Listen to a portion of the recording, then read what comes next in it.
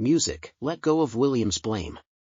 The royal brotherhood was shattered by Meghan's evil deeds and Harry's avarice. Welcome back to our Kate Middleton and the Queen News YouTube channel, and hello. Most people with flaws like these at least have the decency to try to hide them from the public for a while, but Meghan and Harry don't seem to be able to do that. It's really quite astounding when you think about it. Privileged people playing the victim never goes down well at any time, but considering there are people right now in this world who have no sense of entitlement, considering there are people in this world right now who have no sense of humility at all, and considering there are people in this what do you believe Harry and Meghan actually desire from William is a matter that is now being discussed. Thus, to explore this issue I have gathered some opinions from open forums. Many people concur that he only wants money. He may also want Meghan to hold a high position or have more impressive titles. They may also desire a luxurious home that is paid for by the government or the royal family. They may also desire an apology from the family for the way William treated Meghan. However, even if he were to receive all of these things, he would continue to demand more, and neither he nor Meghan would be willing to put in any effort.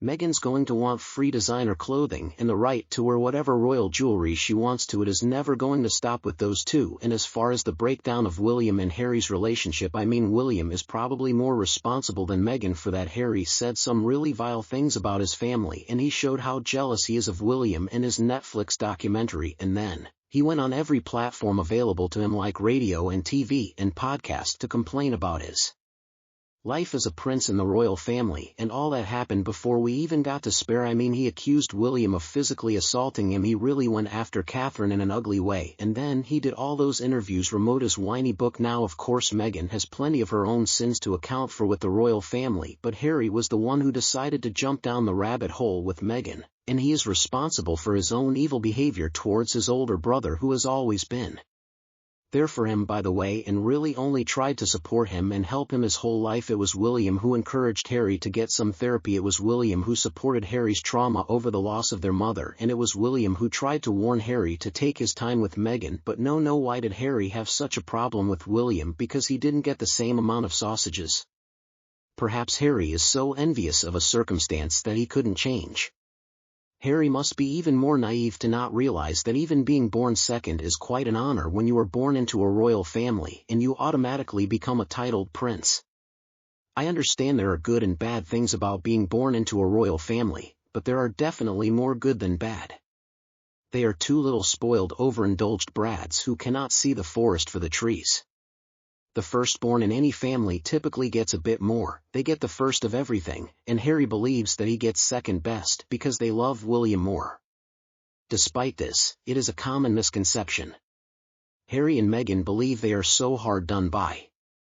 Harry has been believing those lies ever since he fantasizes about co-ruling with his brother, but it seems that he doesn't understand that this is impossible in any nation.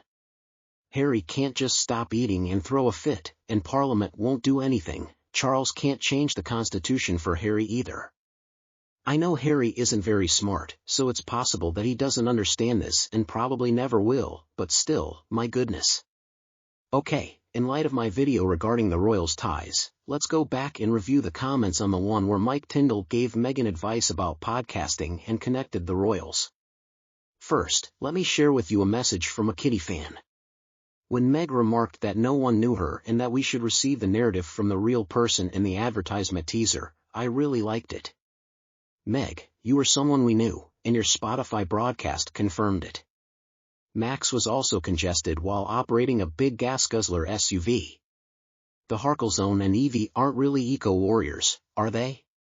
I really appreciate you sharing your ideas. Kitty, when I heard Meghan say it, I had the same thought. Oh, if we're going to tell you our story, shouldn't you hear it from us?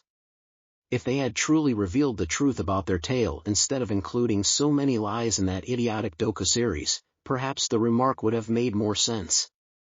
I also wondered the same thing about her when I saw her driving that gas guzzler of an SUV. They were meant to be fighters against climate change, I thought. Perhaps not. Another remark from Blue Russian 933 that I particularly enjoyed was this: this is how the royal family ought to enjoy itself and unwind. Except for Rasputin and Harkel, Mike Tyndall has a strong affection for the whole royal family. Harkle was terrified to death by the expression on Mike Tyndall's face at the Queen's funeral. Irene Hutchinson says she really enjoyed watching them all and is glad that Harry and Meghan was never mentioned at all, and Janie says the laid-back nature of this group is so fun. Aren't they fun? Wouldn't you just love to hang out with them a bit? Oh yeah, he should be scared because just by looking at Mike Tyndall and Harry, it's pretty obvious who would win if they ever went head-to-head. Mike and the other man were fantastic. Princess Anne is very cute. I always enjoy reading the comments from Corgi Love. So Corgi Love says this was so much fun watching the interaction of the royals and Mike and his co-hosts who can talk to the royals in a relaxed and fun way. God bless them indeed, and you're right, this is the way that families should act around each other. They shouldn't always be trying to compete or backstab, they should just be happy to be together. Ellen said something that I thought was pretty insightful, too. She comments, notice once more how Kate takes a back seat and lets the blood royals steal the show. She makes no attempt to surpass Princess Anne. She is aware that if she hadn't married, she wouldn't be there. I concur. I have always admired Catherine greatly for that. I don't believe it's someone looking for a lot of publicity for themselves. She is more than willing to put in a lot of effort for the cause that is important to her. She is also more than glad to provide her husband and the rest of the royal family with solid support.